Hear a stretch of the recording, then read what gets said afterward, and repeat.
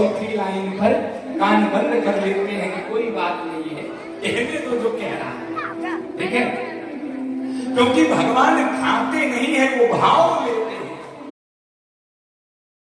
तब इंद्र को समझ में आया, जिसे मैं एक ग्वाला समझने की भूल कर रहा था, वो ग्वाला नहीं है बल्कि स्वयं जगत पिता भगवान है।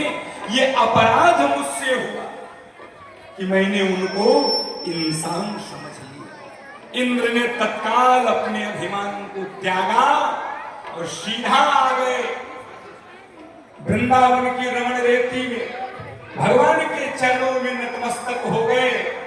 प्रभु हमको क्षमा कर। भगवान ने कहा क्यों?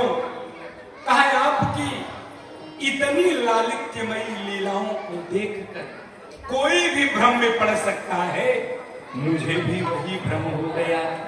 भगवान ने कहा इसी बात का तो मुझे कष्ट। अरे इंसान को भ्रम हो जाए तो बात समझ में आती है, अब देवता को भी भ्रम होने लगा, और देवता भी, तुम देवताओं के राजा, तुम्हें कैसे भ्रम हो गया?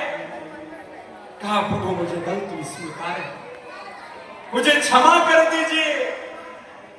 भगवान ने इंद्र को क्षमा किया। इंद्र ने गाय के दूध को भगवान के ऊपर डाल करके भगवान का अभिषेक किया और भगवान को एक नया नाम दिया। प्रभु वैसे तो आपके हजारों करोड़ों नाम हैं, लेकिन एक मेरा मन है, मेरी तरफ से एक नाम धारण कर लिया जाए। भगवान ने कहा कहो। का आज से प्रभु आपका एक और नाम होगा और उसका नाम है गोविंद। जो गोविंद नाम है भगवान का, ये इंद्र का नंदा भजो रे मन गोविंद, ये इंद्र को भगवान के द्वारा प्रदत्त नाम मिला।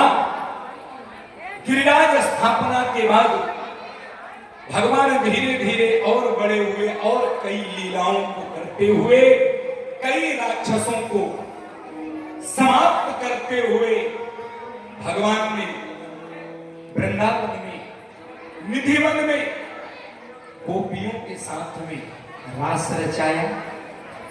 और रास में ध्यान रखना एक महत्वपूर्ण अंग है।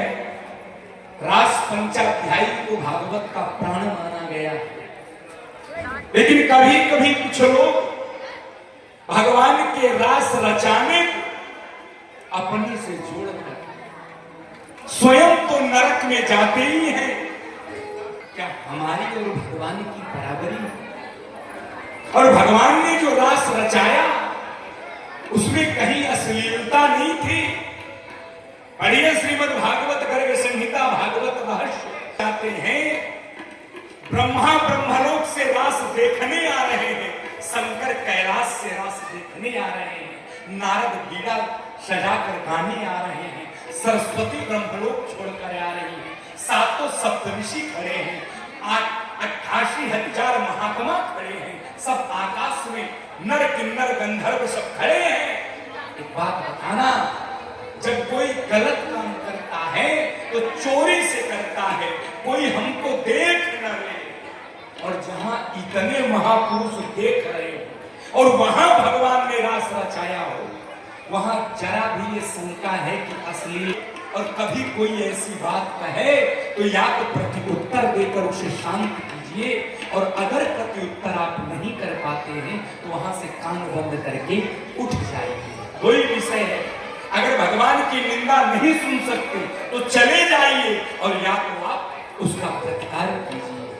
तो भगवान ने जो रास रचाया, अच्छा एक और बात ध्यान दें, अश्लीलता की हम कल्पना ही नहीं कर सकते। भगवान ने जब रास रचाया तो उनकी उम्र क्या है?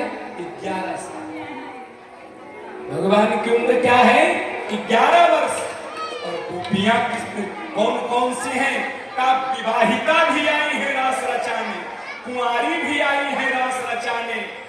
अरे एक कवि थी, ऐसी बूढ़ी माताएं भी वहां गई हैं, भगवान का सानिध्य वहां अश्लीलता की शंका करना अपराध है, लेकिन भगवान कृष्ण पर शंका करना पर अगर किसी ने शंका किया और किसी का पतन होगा कि नहीं होगा, लेकिन जो कृष्ण के चरित्र में शंका व्यक्त करेगा उसका पतन अवश्य होगा। परमेश्वर है, वो तो लीला रचाने आए, उनको किसी चीज की जरूरत नहीं है।